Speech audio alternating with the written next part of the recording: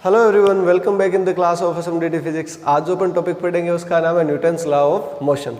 देखिए, हमने ये प्रीवियस वीडियो में स्टार्ट किया था टॉपिक, और हमने पहले जो नियम है उसका स्टेटमेंट हमने लिख लिया था, और उस पर हमारी क्या चल रही थी, बात चल रही थी। अपन एनालम को बहुत अच्छे से कंप्लीट और जितना हो सके उतना लेंथी पढ़ेंगे, ताकि आपको इन लॉ में क्या ना हो, कोई प्रॉब्लम ना हो। अपन को समझना है इन लॉ को, ठीक है। देखो, जब आप ये लॉ पढ़ोगे तो आपको इनर्शिया समझ में आएगा, आपको मोमेंट समझ में आएगा, आपको rate of change in moment समझ में आएगा, आपको F=ma समझ में आएगा, आपको F12 बराबर F21 समझ में आएगा, आपको एक्शन रिएक्शन समझ में आएगा, आपको बहुत से फिनोमिना को समझ में आएगा कि जब क्या होता है कि जब अपन बस में बैठे रहते हैं, अचानक ब्रेक लगते हैं तो क्यों अपन आगे आते हैं, क्यों गिर जाते हैं, उतरते टाइम बसों पे यही क्यों लिखते हैं कि कृपया मुँह आगे करके उतरे। बहुत सारी बातें आने वाली है। ये सेशन बहुत लंबा होने वाला है, मतलब काफ़ी जो वीडियो बनेंगे वो एनएलएम पे ही बनेंगे काफ़ी टाइम तक, ठीक है। तो आइए अब अपन करते हैं start Newton's law of motion, पहली बात। दूसरी बात, हम आज कल वाली बात नहीं करेंगे, आज अपन थोड़ा सा लीक से हटके बात करेंगे। आपको याद आ जाएगा, आप तुरंत मन में सोच लोगे कि सर कहना क्या चाह रहे हैं। देखना, ये है एक पेड़, ठीक है, और यहाँ पे कोई बंदा बैठा है। आगे मैं कुछ नहीं बताऊंगा। ये मान लीजिए कि सुंदर सा कोई बंदा बैठा है जिसका नाम क्या है, न्यूटन्स। ये लीजिए, बाकी आप समझ गए। एक फल गिरता है, सिर पे गिरता है, और वो सोचते हैं क्या, वाई। क्या सोच लेते हैं वो, वाई, कि ये डाउनवर्ड ही क्यों गिरा, अपवर्ड क्यों नहीं गया, मतलब ये नीचे की तरफ क्यों गिरा, ऊपर की तरफ क्यों नहीं गया। बस केवल एक इतनी छोटी सी सोच ने एक बहुत शानदार और एक बहुत बड़ा कॉन्सेप्ट दे दिया, जिसको अपन क्या जानते हैं, न्यूटन्स लॉ ऑफ मोशन, ठीक है। और कुछ आगे अपन पढ़े तो बात होती है इक्वेशन ऑफ मोशन की, उस पर तो नहीं जाएंगे, बट अपन पहले क्या करेंगे, तीनों नियम क्या करेंगे, क्लियर करेंगे, ठीक है। तो ये डायग्राम समझ में आया, ये मैंने क्यों लिखा आपको पता है, समझ आ रहा होगा, ठीक है। अब अपन वापस चलते हैं काम पे। जो ये हमारा काम चल रहा था उसमें हमने लिख रखा था क्या, स्टेटमेंट। क्या लिखा था, स्टेटमेंट। तो स्टूडेंट तैयार हो जाइए, आप अपना स्टेटमेंट जो भी आपने प्रीवियस वीडियो से देखा है उससे अपन को लिखना है स्टेटमेंट, है ना। तो आपने क्या सीखा, आपने यह सीखा कि जब कोई वस्तु, आपने यह सीखा, देखो थोड़ा सा मैं ब्रेक करके लिखाऊंगा ताकि आपको पता चलता रहे। जब कोई वस्तु, बस यहाँ पर। अब वस्तु का मतलब देखना, मैंने डायग्राम क्यों बनाया, समझ रहे हो। एक फ्रूट, ठीक है, वस्तु ही होगी। या जब कोई वस्तु बोल दीजिए, यदि बोल दीजिए, यदि कोई वस्तु, यदि कोई वस्तु। देखिए, ये वीडियो को आपको बस देखना है रिलैक्स होके, आपको पूरे नियम है न्यूटन्स वाले वो सारे समझ में आने वाले हैं, पहली बात। दूसरी बात ये कि इनर्शिया जो मैंने अभी रिकॉल किया आपको, वो सारी बातें की है बराबर में, क्यों होता है, कब होता है, कौन सी कंडीशन होती है, कितने फोर्स लगते हैं। और यदि अपन बात करें तो एक दो कुछ इन्वेंशन की भी बात कर लेंगे जो भी रिसेंटली हुए हैं, ठीक है। उसके बारे में कुछ एक्स्ट्रा इंक्लूड करते हुए अपन क्या करेंगे, एनएलएम को कंप्लीट करेंगे, ठीक है।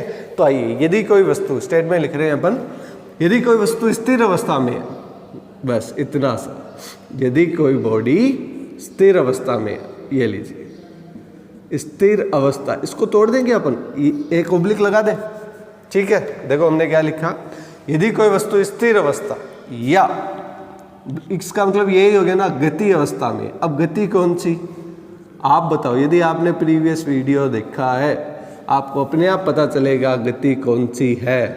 गति है समान वेग, दैट मीन्स उसमें एक्सेलरेशन नहीं है। तो अपन इसको जोड़ के बोले तो क्या बोल सकते हैं कि जब कोई वस्तु, यदि कोई वस्तु स्थिर अवस्था में है या एक समान वेग से क्या है, गतिशील है, जिसको आपने समान वेग बोल दो या नियत वेग बोल दो। नियत वेग बोल देंगे तो आपको थोड़ा सा इजी हो जाएगा, समान वेग में थोड़ा सा आप कंफ्यूज रहोगे। तो इसके ऊपर लिख देता हूँ मैं छोटा सा, कांस्टेंट वेलोसिटी, अर्थात नियत वेग, ठीक है।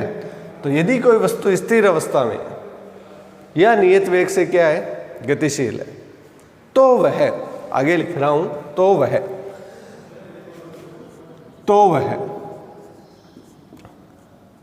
इस स्थिति में ही रहेगी। देखना डेफिनेशन चेंज हो रही है, मतलब वही है, मतलब वही है। सारा कुछ कहने का भाव भी वही है, पर डेफिनेशन चेंज हो रही है। इसीलिए कल मैंने इंग्लिश में लिखवाई थी, आज उसी डेफिनेशन को मैं किस में लिखा रहा हूँ, हिंदी में लिखा रहा हूँ। क्यों? कि अपन को रटना नहीं है, कॉन्सेप्ट समझना है, कहना क्या चाह रहा है। ठीक है, कोई जल्दीबाजी नहीं है, कोई एग्जाम की टेंशन नहीं, बस अपन को समझना है। ठीक है, तो देखिए आइए, यदि कोई वस्तु स्थिर अवस्था या गतिक अवस्था मतलब नियत वेग से क्या गतिशील है, तो वह इस स्थिति में ही रहेगी, स्थिति में ही रहेगी। थोड़ी सी राइटिंग स्टूडेंट खराब है मेरी, तो राइटिंग पे मत जाना। ठीक है, खराब ही है, मैं कोशिश करता हूँ पर लिखा ही नहीं जाता मेरे से अच्छा। तो स्थिति में ही रहेगी कि जब तक, कब? जब तक उस पर, किस पर? वस्तु पर, किस पर? वस्तु पर, उस पर कोई बाह्य बल न लगे, बाह्य बल न लगे। ये लीजिए भाई, अब कल वाला स्टेटमेंट सर आपने इंग्लिश में लिखाया था, 2 से 3 लाइनें थी, यहाँ पे सर छोटी सी 1 लाइन में, बस इतना सही है ना। तो समझिए कहने का मतलब क्या, समझो, कहने का मतलब क्या समझो।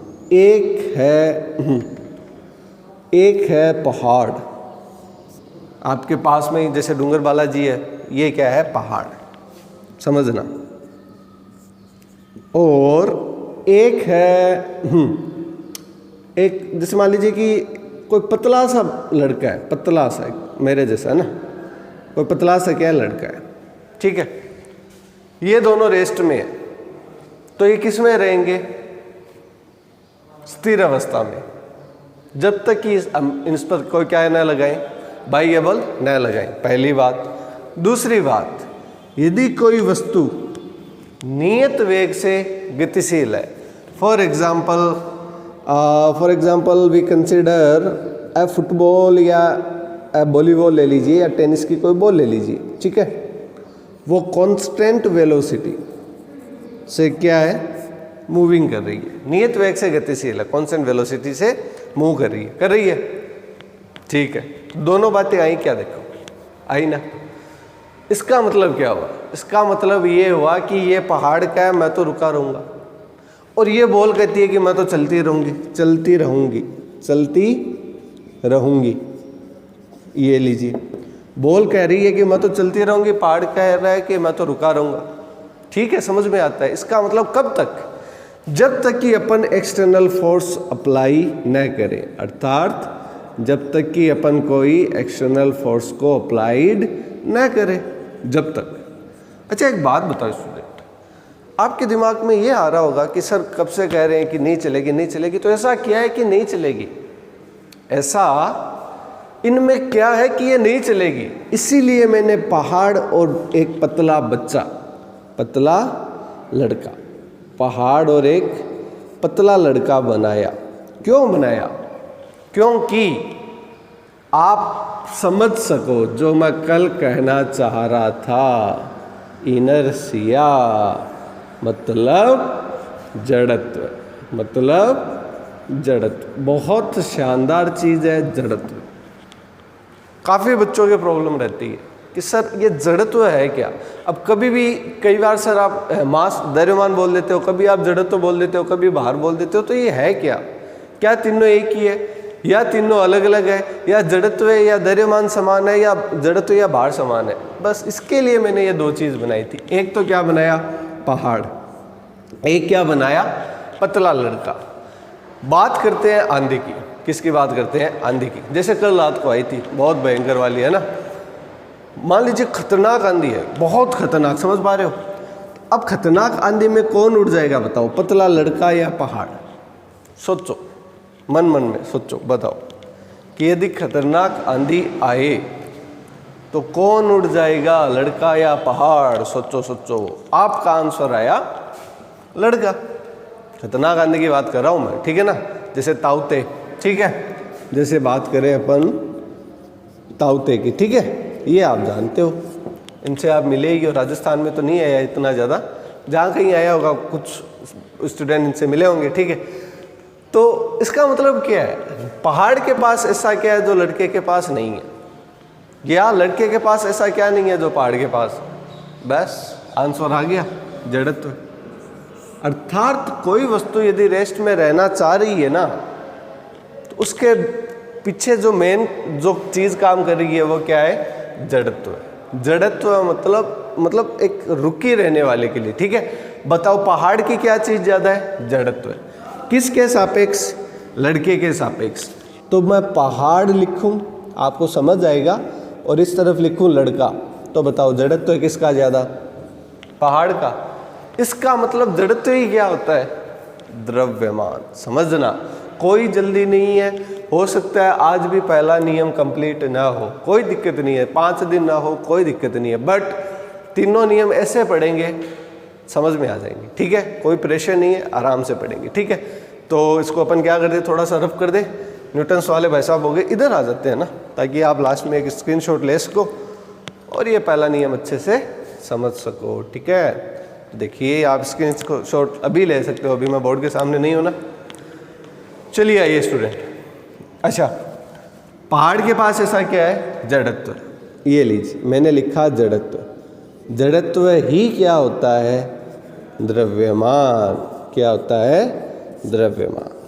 क्या होता है, द्रव्यमान। मतलब कोई वस्तु भारी है, कोई वस्तु मतलब अवस्था में रह रही है, तो उसके पीछे काम क्या करता है, जड़त्व। जड़त्व एक प्रकार किसका मात्रक है, भार या द्रव्यमान का मात्रक है, क्या, जड़त्व, ठीक है। अब एक बात करते हैं आगे थोड़ा सा, कि यदि कोई वस्तु स्थिर अवस्था में है तो स्थिर अवस्था में रहेगी, और गतिक अवस्था में है तो वह गति अवस्था में ही रहेगी, अनटिल उस पर कोई एक्सटर्नल फोर्स काम न करे, ठीक है। अर्थात जब तक कि उस पर कोई बाह्य बल न लगे, ठीक है। तो ये कौन सा नियम निकला हमारा, पहला नियम निकला। पहला नियम समझा, पहले नियम में हमने क्या समझा, जड़त्व को समझा, ठीक है। जड़त्व मतलब द्रव्यमान, द्रव्यमान मतलब भार भी अपन इसको कह सकते हैं, लेकिन द्रव्यमान और भार अलग अलग होते हैं, समझना। जड़त्व मतलब द्रव्यमान है, और द्रव्यमान और भार अलग अलग होते हैं, ये समझ लीजिए। द्रव्यमान और भार ये कभी बराबर नहीं होते, ठीक है। ये हो गया मास, और ये क्या हो गया, वेट। अब द्रव्यमान और भार क्या होता है, तो ये बताओ। तो द्रव्यमान का तो मतलब है उसमें पदार्थ की मात्रा कितनी।